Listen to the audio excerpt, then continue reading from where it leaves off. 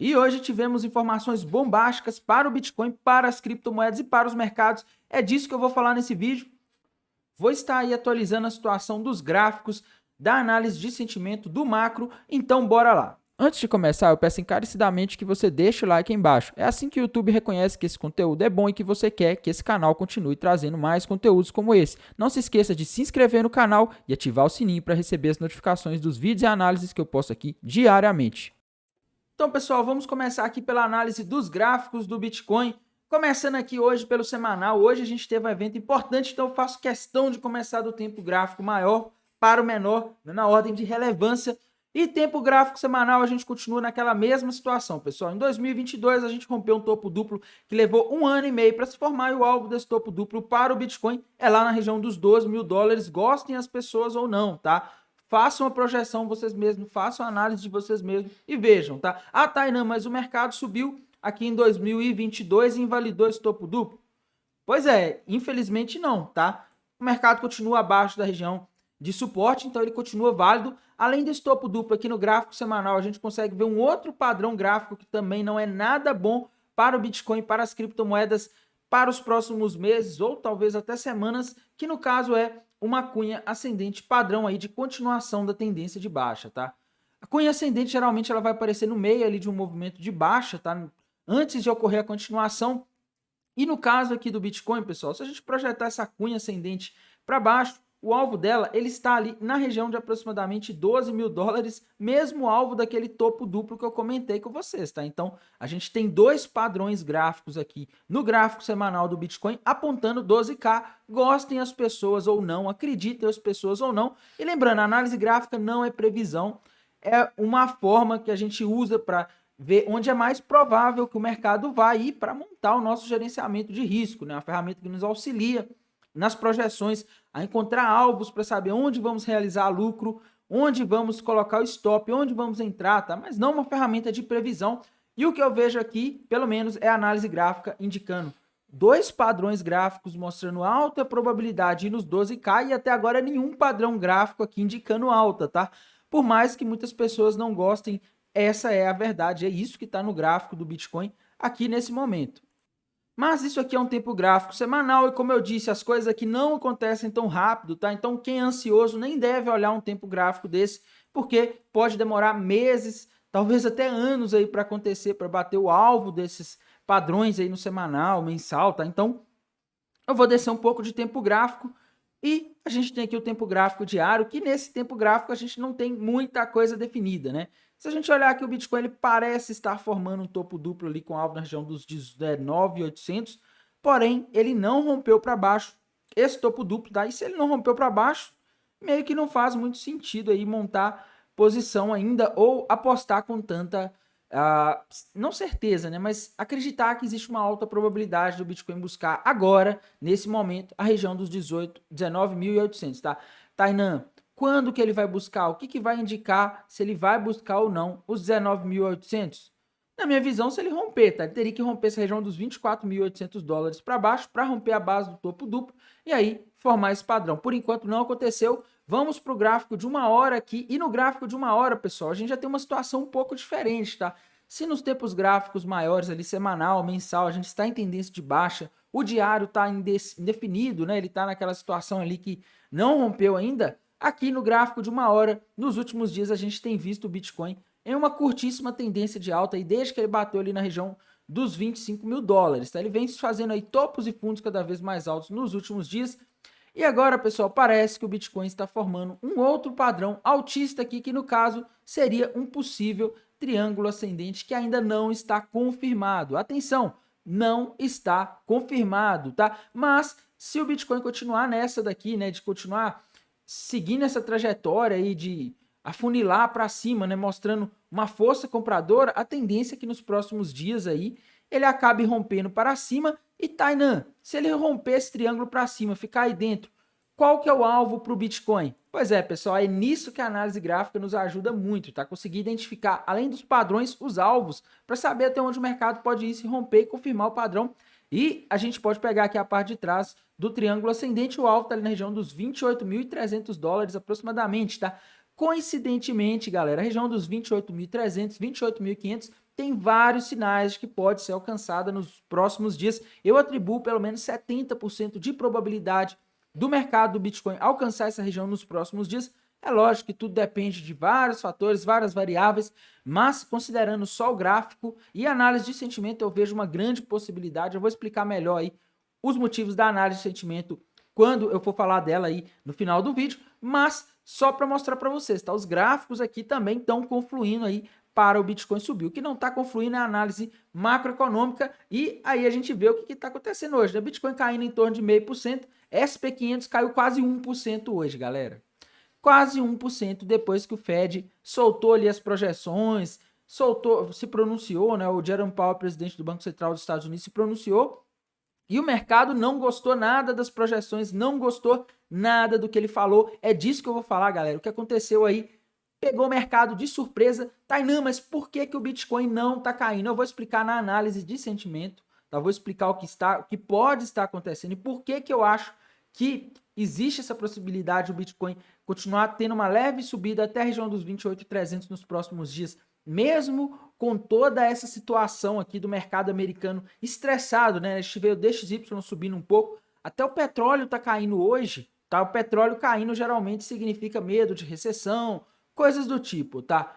Ou aumento de oferta, mas no caso aqui, como hoje a gente teve reunião do FED, é mais provável que seja algum receio aí em relação à recessão. A gente vê que a queda começou ali por volta das 3 horas da tarde, quando saiu as falas do FED, tá? Então, a gente vê que isso tá ligado, sim, ao FED.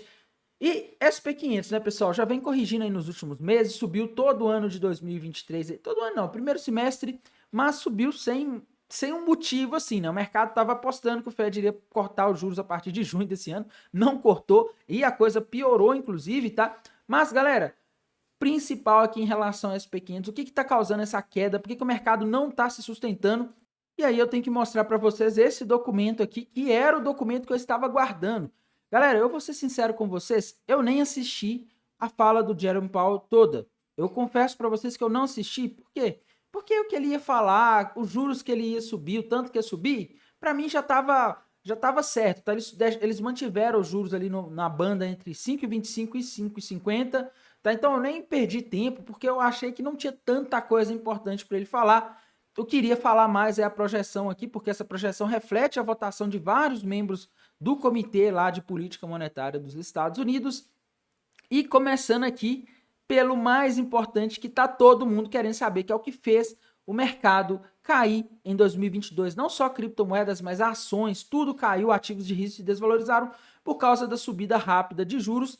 E galera, uma surpresa, tá? A expectativa é que esse ano fechasse ali, pelo menos o último dot plot que saiu, mostrava 5,10, tá? Então próximo de 5 ali. Tainan, como assim 5,10? Cada pontinho desse aqui no dot plot, pessoal, é um membro votante do Fed que votou nesse patamar aqui, tá? A gente teve ali alguns que votaram na manutenção da taxa de juros e outros que votaram ali na verdade, que votaram ali perto de 5, né? E outros que votaram ali em 5, aproximadamente 5,75, 5, enfim, 5,6, tá? Então, essa é a perspectiva dos dirigentes do Fed para o fechamento da taxa de juros no ano de 2023, meus amigos. 5,6 acima do que o dot plot de junho tinha mostrado, tá? Então, isso significa que hoje eles não elevaram as taxas de juros lá nos Estados Unidos, mantiveram, mas pode ser que em alguma reunião ainda esse ano, pode ser do mês que vem, pode ser de novembro, pode ser de dezembro, eles deem mais 0,25%, pelo menos é o que a maioria dos membros votantes, a gente tem mais pontinhos aqui acima, estão apostando, tá? E, galera, a coisa não ficou ruim só para esse ano, viu? Para os próximos anos também, só que a gente teve uma dispersão muito grande, né? Por exemplo, 2024 aqui, a gente vê que tá bem disperso. 2025, então, nem se fala, tá? Tá muito disperso. Cada pontinho é um, né? Você vê que cada um acreditando uma coisa diferente. 2026, então assim, deu uma dispersão muito grande aqui. Em relação ao futuro, eles ainda não estão muito certos, mas para esse ano já tá certo, meus amigos. Não certo, mas a gente vê uma grande probabilidade dessa subida de juros, uma vez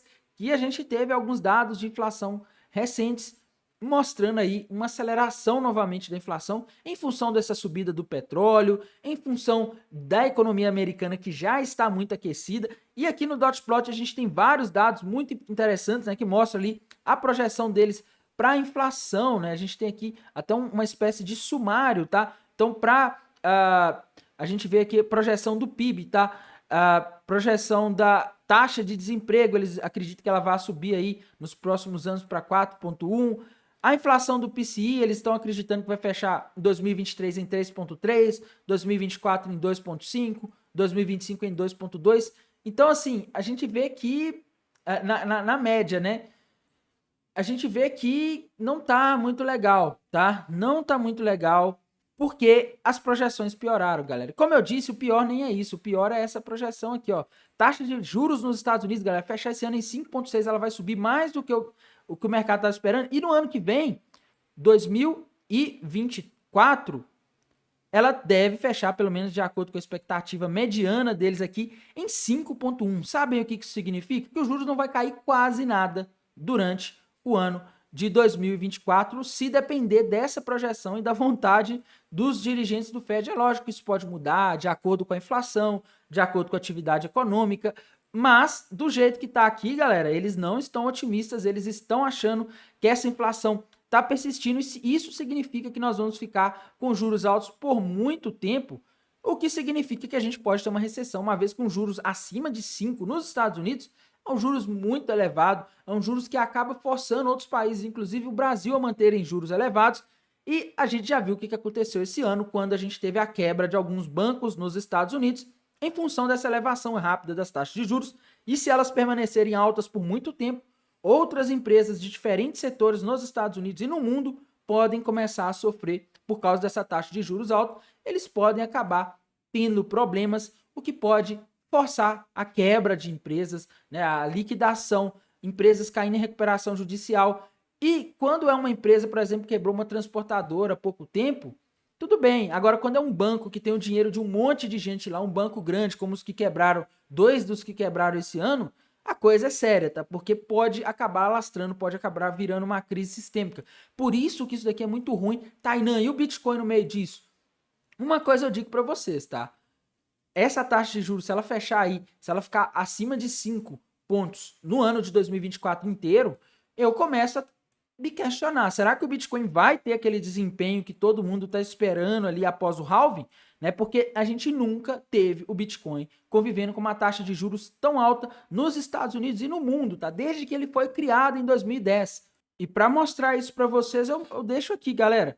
Olhem isso daqui, tá? A gente está vendo aqui nesse gráfico quando o Bitcoin começou a ser negociado ali em bolsa por volta de julho de 2010 aqui atrás, tá? Então, isso aqui é o início, tá? E vejam que durante todo esse período em que o Bitcoin existiu, desde 2010 até agora, subindo, subindo, subindo, os juros dos Estados Unidos nunca ultrapassaram esse patamar na casa dos 2,5%, tá? Olhem aqui, o mais alto que os juros nos Estados Unidos chegou foi ali durante o final de 2018, início de 2019, na época que a gente estava justamente no bear market de 2018, 2019, que o juro chegou no máximo e foi 2,5, foi suficiente para causar aquela queda, tá? Agora, nós estamos pela primeira vez na história do Bitcoin com juros acima de 5 e de acordo com aquelas projeções do Dot Plot, os juros devem ficar acima de 5, pelo menos na maior parte desse ano, se depender da maioria ali dos membros votantes ou da média dos membros votantes do Fed, tá? Então, meus amigos, isso aqui é bem complicado. Na minha visão, isso deixa uma incerteza gigante sobre o mercado de criptomoedas. Todo mundo fala, ele sobe quando passa o halving, né? Só que o pessoal esquece que nas outras vezes em que a gente teve halving, a gente tinha taxas de juros aí relativamente baixas, tá? Em patamares que não eram tão agressivos como os atuais e principalmente não ficaram altas por tanto tempo. No último bear market aí que a gente teve lá em 2018, 2019, as taxas de juros elas ficaram ali por cerca de 6 meses ali no patamar de 2,5, e isso já foi suficiente para fazer o Bitcoin cair, para prejudicar o mercado, né? Agora a gente está falando aqui de as taxas de juros chegar perto de 6 ainda esse ano e permanecerem acima de 5 durante todo o ano que vem, tá? Isso aqui nunca aconteceu na história do mercado de criptomoedas. Lembrando, o que causou aquela queda no ano passado. A gente consegue ver aqui, vou colocar no gráfico semanal para ficar mais evidente, vocês conseguem ver aqui, ó. Olha o que aconteceu. Juros começando a subir aqui embaixo, Bitcoin caindo, tá? Então isso aqui é uma consequência. Ah, Tainan, mas subiu no início de 2023, né? Mas essa subida do início de 2023, ele chegou na metade, nem na metade do preço em que ele bateu lá em 2021, tá? Então, cuidado, vamos analisando os dados. Eu, particularmente, não acredito muito que esses juros vão permanecer altos por tanto tempo, porque embora o Jerome Powell tenha falado lá no discurso dele que não vê risco de recessão, que acredita que não vai ter recessão aí nos próximos meses, talvez no ano que vem, eu não sei, tá? Eu acho que com esse nível de juros muito elevado, é complicado. As últimas vezes em que a gente teve juros tão elevados, a gente teve recessão. Vocês vão conseguir ver isso daqui pelo SP500, aqui a comparação aí de um histórico mais longe, né? mais longo. Tá? Os juros já estão no patamar mais alto dos últimos 22 anos. Vejam aqui, galera, os juros aqui embaixo, nessa linha laranja aqui embaixo, tá? E em cima a gente tem o gráfico do SP500. Olhem só que coincidência, galera. Quando os juros nos Estados Unidos chegaram ali na casa dos 5, acima dos 5, antes de 2007, ali por volta de 2007, 2008, a gente teve a grande crise do subprime, tá? Tainan, mas a crise foi causada pela questão das hipotecas lá. Galera, sim, tá? O mercado estava alavancado e tal, tinha problemas, mas a gente teve isso porque os juros estavam altos, tá? Os juros altos, eles estouram as bolhas, galera. A mesma coisa foi ali antes da bolha.com. Se vocês derem uma voltada aqui no gráfico, vocês vão ver que momentos de juros altos normalmente antecedem crises, tá? Estouros nas bolsas, porque os juros altos geram um custo de oportunidade muito alto para você manter capital alocado em ativos de risco aí, como ações, criptomoedas. Olhem aqui de novo, galera, ali por volta do ano 2000, tá? Quando as taxas de juros nos Estados Unidos estavam ali na casa dos... Estava mais alta do que hoje, tá? Mas ficou ali por volta de uns 6 meses, mais ou menos, 7, 8 meses, na casa ali dos 6, né? Que pelo menos é o que está mostrando aqui. A gente teve aqui a bolha.com, estouro da bolha.com, uma crise ali que durou de 2001 até 2003, tá? Tainan, você tá dizendo que vai acontecer? Galera, previsão de futuro não é comigo, mas o que eu tô mostrando para vocês é as últimas vezes em que os juros ficaram tão altos, a gente teve estouro de bolhas no mercado, tá? Isso aqui tô dando um zoom out no gráfico, então é algo aqui que às vezes pode parecer pequeno, mas foram movimentos grandes, foram crises grandes, foram estouros de bolha. E agora, ali durante a pandemia da Covid, o Banco Central dos Estados Unidos abaixou muito os juros, tá? Os juros já estavam baixos aí. Galera, a gente teve 10 anos praticamente aí, uma década inteira de juros baixos, tá? De juros muito baixos, de juros reais negativos. Tá? Isso quer dizer que se você deixasse o dinheiro aplicado ali em títulos do governo americano ali que estão dando esse rendimento aqui, você estaria perdendo, porque a inflação estaria corroendo o seu dinheiro uma boa parte desse tempo, tá? E isso aí favoreceu, fez com que os mercados subissem, a gente teve uma década aí praticamente só de alta nas bolsas americanas, e o Bitcoin surgiu nesse contexto ali, final de 2010, 2009, 2010, com juros baixos, tá? Então, é por isso que eu olho para isso daqui e falo, gente, é complicado, isso gera uma incerteza, eu não sei o que vai acontecer. Se vocês tiverem uma ideia do que vai acontecer, comentem embaixo, tá? Mas enfim, eu acho que eu já falei demais da análise de sentimento. A gente está tendo coisas complicadas, da análise macro, me desculpem, e vou falar aqui da análise de sentimento para a gente ter uma noção de curto prazo, tá? Mas antes, ó, só esclarecer uma coisa, pessoal. Eu não tô falando que porque os juros subiram ou podem subir esse ano, o mercado vai cair amanhã, no caso do Bitcoin, tá? Isso aqui demora, galera. Para o efeito dos juros bater no mercado, não é imediato, tá? Eu só mostrar aqui para vocês rapidamente. Aqui eu tô num gráfico semanal. Os juros eles ficaram altos ali, num patamar de 5 ali, acima de 5, entre julho de 2006 e junho de 2007, tá? Então quase um ano ali inteiro, os juros ali acima desse patamar, o mercado ainda estava subindo, galera. Só que depois de um tempo, no caso ali, demorou em torno de alguns meses ali, tá? Para o mercado, depois de um ano com juros altos, é que o mercado começou a cair, entrou em tendência de baixa, aconteceu o estouro da bolha imobiliária ali por volta de 2008, tá? Então, não é uma coisa imediata, não compre essa ideia. Ah, Tainan falou que o Fed deu uma notícia ruim, tal, o Bitcoin vai cair amanhã. Não, tá? Para a gente ver curto prazo, a gente tem que ver principalmente análise gráfica e análise de sentimento, que eu já vou mostrar aqui agora, depois de tomar o tempo de vocês contando essas histórias aqui, tá? Começando aqui, galera, pelo gráfico da... Opa, tô em outra moeda aqui, tô na Epcoin. Agora sim, gráfico do Bitcoin. Então, galera, a gente está tendo uma coisa acontecendo nos últimos dias, tá?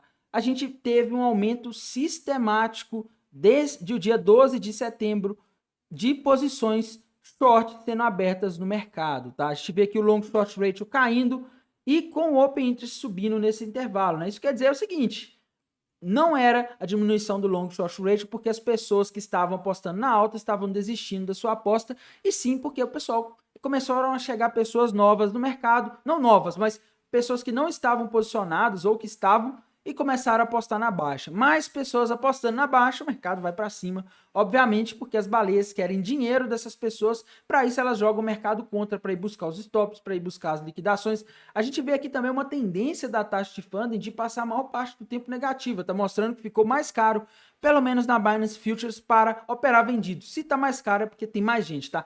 E por enquanto essa tendência não mudou, galera. A gente tá tendo aqui o long short ratio próximo de 1, tá? Ele tá agora em 1.38 na Binance Futures, mas ele tá baixo, galera. Ele tá relativamente baixo, com o open interest um pouco alto ainda, tá? E com a taxa de funding permanecendo na maior parte do tempo negativa, mostrando que a pressão vendedora tá maior. Então, aqui a gente vê uma confluência da análise de sentimento com a análise gráfica de curto prazo. Eu mostrei para vocês que tem um triângulo ascendente que parece estar se formando, que indicaria alta, até pelo menos a região dos 28.300, e aqui no TRDR, a gente vê que as pessoas estão apostando na queda, né? Então, para as baleias seria um mamão com açúcar, só jogar o mercado um pouquinho para cima aí que eles vão tomar o dinheiro de muita gente.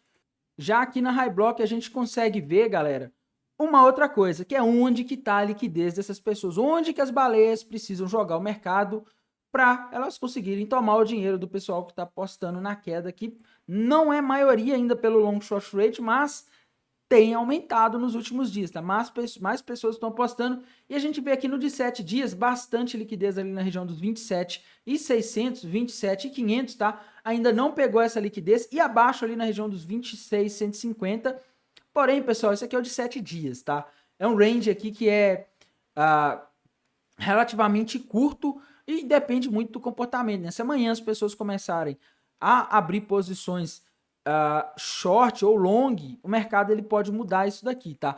Eu acho que o de um mês ele dá uma noção melhor de como a gente tá, de qual a situação, e embora a gente tenha muita liquidez abaixo no de um mês, a gente viu a formação de bastante liquidez acima e tá bem perto, tá? Ali na região, olhem só, olha que coincidência, galera, esse ponto que tá amarelo aqui no gráfico, 28.300 dólares, tá? Coincidentemente, a região dos 28.300 dólares é alvo daquele triângulo ascendente que eu mostrei para vocês no gráfico de 1 hora do Bitcoin no início do vídeo, e também é onde está a maior liquidez, tá? Tá amarelo aqui. Isso quer dizer o seguinte, se as baleias conseguirem empurrar o mercado mais um pouco para cima e fazer ele bater na região dos 28.300, eles tomam dinheiro de muita gente, tá? Porque muitas pessoas que estão em short ali alavancadas, sem saber direito o que estão fazendo, elas vão ser liquidadas, vão perder o dinheiro, e esse dinheiro vai para a mão aí das baleias, das grandes corporações, que operam no mercado de criptomoedas, né, dos market makers, enfim. É um ponto aí que, se bater, vai fazer muita gente, principalmente os investidores pequenos, perderem dinheiro, tá? Segundo a estimativa aqui de liquidação da High Block, abaixo, como eu disse, temos liquidez ali no mês, mas está lá em 24.800. Se você fosse uma baleia, né, você tem duas opções, jogar o mercado aqui para cima, para pegar essa região inteira de liquidez aqui, ou jogar ali para baixo para pegar só essa liquidez. O que você preferiria? Ainda mais que está mais perto de cima. Eu iria pela tentativa de jogar para cima, tá? Tainan, então você está falando que o mercado ele vai andar sozinho?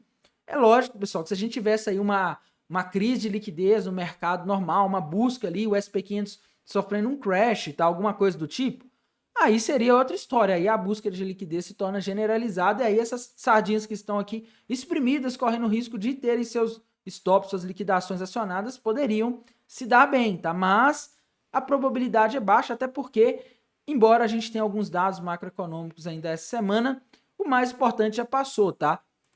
Amanhã a gente pode ter alguma movimentação ali por volta das 9h30, e 11 horas da manhã, porque a gente vai ter a divulgação de dados macroeconômicos, tá? Às 9h30 da manhã, maior probabilidade de movimentação, a gente vai ter 2 dados, pedidos iniciais do seguro-desemprego e índice de atividade industrial do Fed da Filadélfia relativo ao mês de setembro, tá? Então, 2 dados ali. Se a gente vê, por exemplo, o número de pedidos iniciais do seguro-desemprego vindo abaixo de 225 mil novos pedidos, o mercado pode achar ruim, tá? Porque isso aí mostra a economia mais forte e o mercado pode dar mais credibilidade para essa votação aí, para esses dados do dot plot que mostraram que a maioria dos membros do Fed querem manter os juros altos por mais tempo, talvez até subir mais, tá?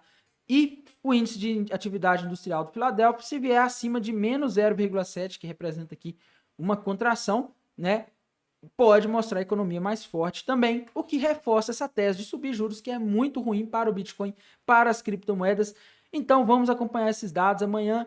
E galera, é isso, tá? Assim que tiverem novidades, eu vou atualizando vocês. No mais, desejo aí uma excelente super quarta, um bom descanso e bons negócios. Até mais, tchau!